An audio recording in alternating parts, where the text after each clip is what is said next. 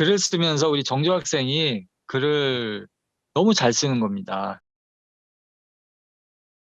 예, 가톨릭 관동대학교 미디어 컨텐츠 학부의 이재영 교수님, 그리고 공동 저자신데요. 정조 학생 모셨습니다. 성함이 정조, 굉장히 높은 분이신데 만나 뵈서 영광입니다. 논문 게재 축하드립니다.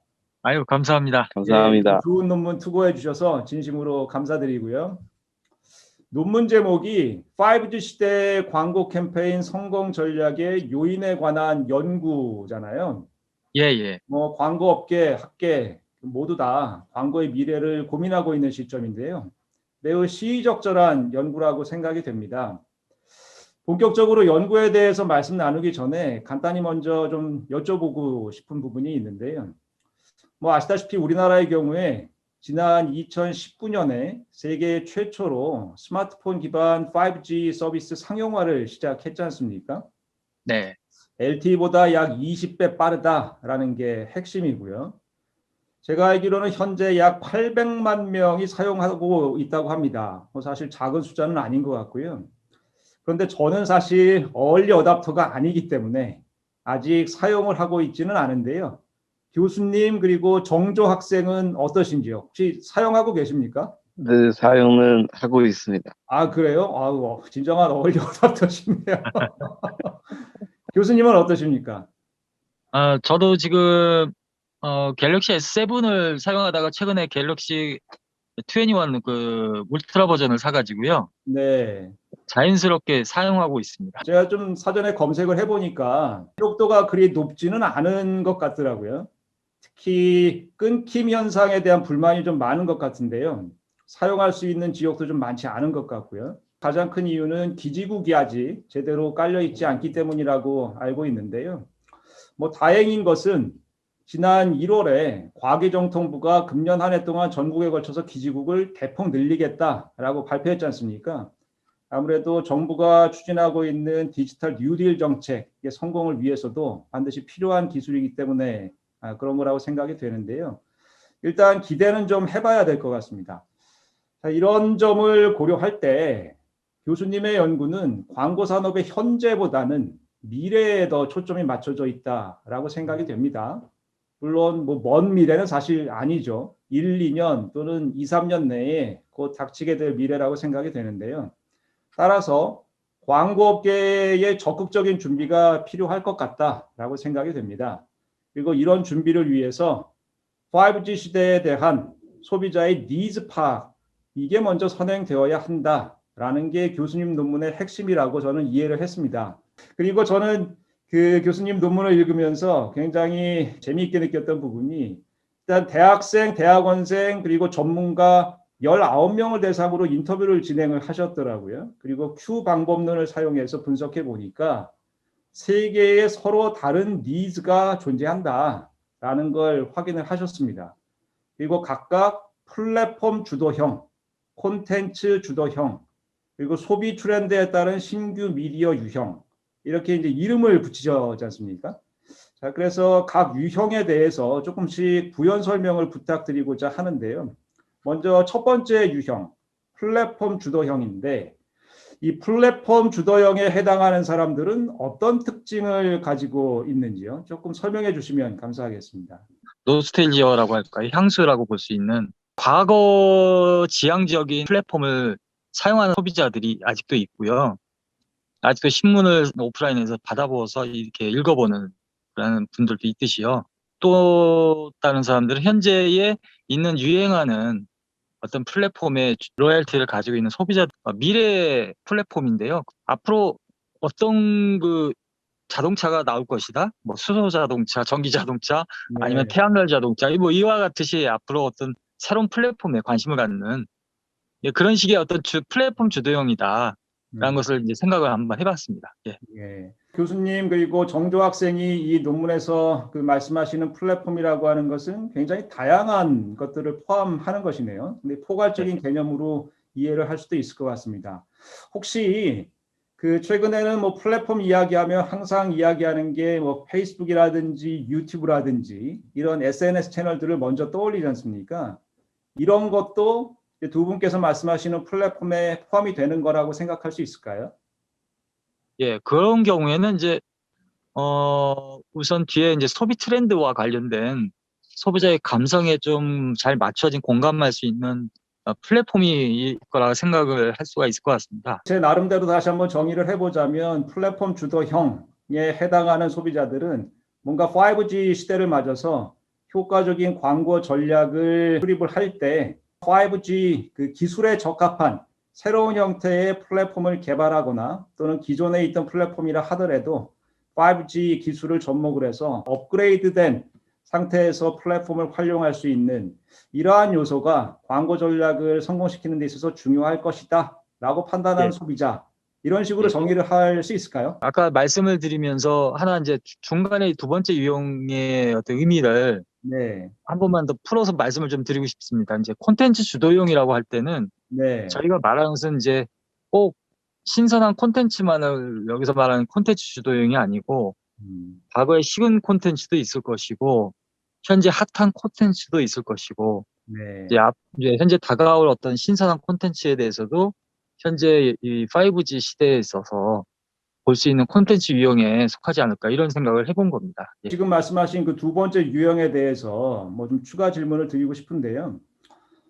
두 번째 유형이 그 이른바 콘텐츠를 가장 중요하게 생각하는 사람들, 그래서 콘텐츠 주도형 이런 식으로 이제 명명을 하셨는데 5G 시대에 이들이 기대하는 콘텐츠, 뭐 현재에도 굉장히 다양한 콘텐츠가 있지 않습니까? 또 과거에도 무수히 많은 콘텐츠들이 있었었고요. 자, 그렇다면 뭐 과거와 현재의 콘텐츠와 비교해 봤을 때 5G 시대에 이 사람들이 기대하는 그 나름대로의 어떤 특징을 가지는 콘텐츠, 과연 어떤 콘텐츠라고 생각을 하시는지요? 첫 번째 플랫폼하고 세 번째 소비 트렌드와 연계가 될 수 있는 부분일 것 같습니다. 네, 우선 시류에 부합해 보이기 위해서 좋은 플랫폼을 사용할 수 있고 나도 이런 거 쓴다. 이제 이렇게 본다면 플랫폼을 얘기하는 거면서도 새로운 어떤 그 요즘에 그 뜨는 가요 장르가 이제 트로트 장르처럼 이제 굳이 뭐 미국에서 빌보드 차트에 올라간 그런 친구들의 노래만이 최고가 아닌 우리나라에서는 또 다른 어떤 그 유행을 타는 콘텐츠가 있고 그래서 소비자에게 적합한 그 플랫폼이라는 것은 또 어찌 보면은 항상 발견하는 건 아닌가 싶어요. 예, 그런 발견하는 점을 그 구미에 잘 맞는 걸 소비자의 트렌드를 잘 찾는 것이 가장 그 중요하다고 생각이 됩니다. 그래서 말씀하신 콘텐츠도 마저 그런 차원에서 네, 생각이 되고요. 소니라는 회사는 소비자의 구미에 맞는 것을 먼저 사전 조사를 해서 설사 우리가 만들고자 하는 상품이 A 상품이다 하더라도 소비자들은 A, B를 원하면 A, B에 맞는 상품을 만들려고 준비해서 그 상품을 올인해서 만들어서 소비자의 마음을 사로잡는다 하더라고요. 첫 번째 유형에 해당하는 그 플랫폼 주도형도 마찬가지고 두 번째 유형에 해당하는 콘텐츠 주도형도 마찬가지라고 이해가 되는데요. 결국은 세 번째 유형과 다 관련성이 있는 거네요. 뭔가 5G 시대에 부합하는 새로운 소비 트렌드가 형성이 되는 중이고 또 앞으로 더 많이 형성이 될 것이고 또 이러한 기술이 점점 더 보편화된다면 새로운 미디어도 많이 생겨날 텐데 이러한 미디어가 결국은 하나의 플랫폼을 이루어가는 것일 것이고 그리고 콘텐츠 역시도 새로운 플랫폼 그리고 새로운 소비 트렌드에 맞춰서 그런 특징들을 반영한 콘텐츠가 만들어질 것이고 세 개가 다 동떨어진 것이 아니라 서로 다 맞물려져 있는 거라고 이렇게 판단을 할 수가 있을 것 같습니다. 정조 학생 같은 경우에 요즘 그 즐겨서 이용하는 콘텐츠가 있다면 주로 어떤 콘텐츠입니까? 지금 뭔가 새로운 소비 트렌드를 파악할 수 있는 길은 사실 신세대라고 이야기할 수 있는 정조 학생이 어떤 지금 소비를 하고 있는지 확인을 하면 더 좋을 것 같아서요. 네, 요즘은 그 1인 미디어 콘텐츠 저는 자주 봐요. 네, 온라인에서 그 틱톡이라는 그런 새로운 플랫폼이 있는데 거기서 1인 방송도 할 수 있고 1인 그 콘텐츠도 자주 봐요. 네, 요즘 중국에서는 그런 것을 통해 그런 그 그 온라인 쇼핑도 많이 연관되어 있어요. 요즘 뭐 여러 가지 콘텐츠들 중에서 특히 그 1인 미디어를 통한 그런 콘텐츠들이 뭐 일종의 대세라고 볼 수가 있겠는데 앞으로 5G 기술이 보편화되면 이런 1인 미디어도 훨씬 더 활성화가 될 거라고 생각이 되고요. 또 내용도 또 5G 기술을 접목을 해가지고 훨씬 더 다채로운 그런 내용들도 만들어질 것 같습니다. 그래서 결국은 앞으로 광고 전략을 수립할 때도 이런 미디어의 그 추세 같은 것들을 잘 파악을 할 필요도 있겠고 또 하나의 뭐 미디어 또는 플랫폼으로 이런 1인 미디어를 활용을 하는 것도 굉장히 적극적으로 고려할 필요가 있을 것 같네요. 자, 그러면 세 번째 유형, 소비 트렌드에 부합하는 새로운 미디어의 사용을 중요하게 생각하는 사람들. 뭐 앞에서 어느 정도 다 말씀은 해주셨습니다만 지금 현재 또는 이제 앞으로 본격적으로 시작이 될 5G 시대를 가장 대표할 수 있을 만한 소비 트렌드, 과연 어떤 게 있을까요? 유행에 잘 적합해야 되고 신선함을 줄 수 있는 부분이라면 요즘에 많이 나오는 이제 드론이라든가 AI라든가 뭐 빅데이터라든가 아니면 우리나라 연기자들이 나온 그 승리호라는 영화가 있었습니다. 이제 네, 최근에도 이제 보신 예. 너무 제가 이제 보면서 두 번 더 봐야 되겠다. 왜냐하면 그 안에 있는 내용뿐만 아니라 담겨져 있는 그 의미들이 여러 가지 그 그래픽이나 그 내용들이 되게 많이 앞서져 있어요. 그런 차원에서 이제 좀 더 우리 젊은 층들이 주도적으로 우리 앞으로 이끌어간다는 생각에서 그러한 어떤 미디어들이 득세하지 않을까 싶습니다. 예. 예, 지금까지 플랫폼 콘텐츠 그리고 새로운 소비 트렌드와 미디어의 중요성 이렇게 이제 말씀을 해주셨고 또 각각을 상대적으로 더 중요하게 생각하는 소비자의 세 가지 서로 다른 니즈가 있을 수 있다라고 이제 말씀을 해주셨는데요. 당연히 가장 이상적인 광고 전략이 뭐냐라고 물어보면 세 가지 모두를 다 아우를 수 있는 그래서 하나의 전략을 통해서 세 개의 서로 다른 니즈를 갖고 있는 소비자를 동시에 다 공략할 수 있는 이런 광고 전략이 가장 이상적인 형태일 것 같습니다. 하지만 현실적으로는 사실 이렇게 세 그 그룹을 동시에 공략하는 게 쉽지는 않지 않습니까? 그래서 이제 취사 선택이 필요할 것 같은데요. 다시 말해서 어떤 경우엔 플랫폼을 중요하게 생각하는 소비자를 타겟으로 광고 전략을 수립해야 할 것이고 또 어떤 경우엔 콘텐츠 또는 새로운 트렌드나 미디어를 중요하게 생각하는 소비자를 타겟으로 광고 전략을 수립하는 이른바 탄력적인 대응이 좀 필요할 것 같습니다. 자, 그렇다면 이제 질문 드리고 싶은 것은 어떤 경우에 어떤 소비자 그룹을 타겟팅해야 할지 무엇을 기준으로 판단할 수 있을까요? 굉장히 어려운 질문이 될 수도 있겠습니다만 또 광고 업계에서도 상당히 많이 고민을 해야 되는 부분이기도 하고요. 혹시 좀 힌트를 주신다면. PR로를 이제 학생들하고 얘기를 할 때 항상 얘기하는 두 가지 이론 중에 하나입니다. 이제 하나는 불균형 쌍방향이고요. 마지막은 이제 완전 쌍방향이라고 할 수 있는 이론입니다. 네. 이제 불균형이라는 것은 생산자가 소비자들에게 기본적으로 가는 일방향의 입장에서 서로 상호 관계를 하자라는 것이 있는 것이고요. 완전한 쌍방향에서는 소비자와 생산자가 서로 동등한 관계 속에서 서로 상호 관련성에서 하는 것이 앞서 있었던 두 개에서는 일방향에 있었고 두 번째는 정보 주도적이었고 세 번째가 불균형 쌍방향 마지막에 쌍방향이죠.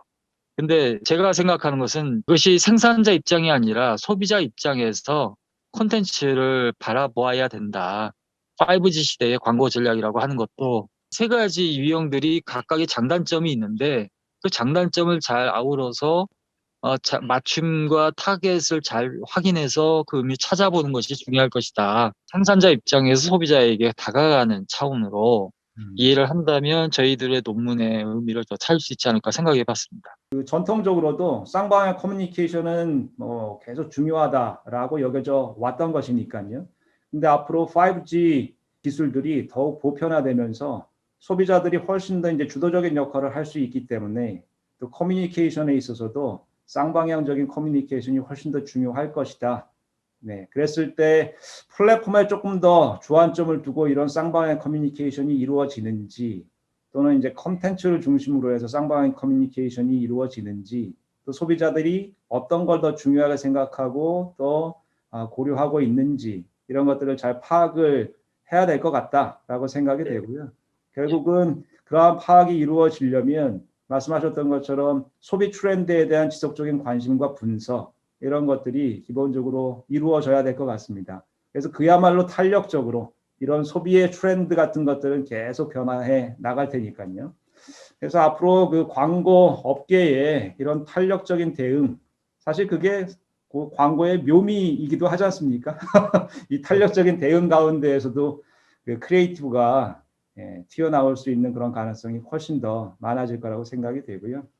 자, 그럼 마지막으로 지금까지 말씀하신 내용을 고려할 때 5G 시대가 본격화되면 모바일 중심의 디지털 광고는 더욱 성장할 것 같아요. 자, 그런데 이제 문제는 TV 광고의 경우에 지금도 사실 그 침체기이지 않습니까? 오히려 디지털 광고에 밀려서 TV 광고 쪽은 상당히 위축되고 있는데 5G 시대가 본격화되면 TV 광고는 지금보다 더 위축되지 않을까, 이런 걱정이 좀 되기도 합니다. 그래서 실제로 그렇게 될 거라고 예상을 하시는지, 자, 이번엔 교수님보다 우리 정조 학생의 의견을 먼저 한번 들어보고 싶습니다. 일단 TV 많이 보세요? TV 솔직히 말씀드리면 거의 안 봤습니다. 네. 네, 제가 제 생각은 5G 시대에는 일단 TV도 업데이트하고 있지 않을까 싶었습니다. TV랑 그 모바일랑 좀 연관이 될 수도 있다고 생각합니다. 그래서 나중에 TV 광고도 훨씬 더 5G의 기준으로 더 활성화될 것 같습니다. 네, 아유, 굉장히 좀 날카로운 그런 그 포인트를 말씀을 해주신 것 같아요. 사실 추가 질문 드리고 싶었던 것은 5G 시대를 맞이해서 디지털 광고와 TV 광고가 시너지를 발휘하면서 상생할 가능성은 없을까? 정말 그렇게 된다면 가장 이상적이지 않겠습니까? 그래서 그 질문을 드리고 싶었는데, 뭐 먼저 말씀을 해주신 것 같아요. 충분히 그럴 수 있다라는 의견이신 것 같고, 오히려 5G 기술이 도입이 되면 TV 광고도 훨씬 더 발전할 수 있을 것이고, 또 기술적으로도 TV 광고와 뭐 모바일 디바이스가 서로 이렇게 통신을 통해서 자연스럽게 연결이 되는 시너지가 발생하는 그런 그 결과도 충분히 예상해 볼 수 있겠다라고 생각이 됩니다. 네. 교수님께서는 혹시 첨언하실 내용이 있으신지요?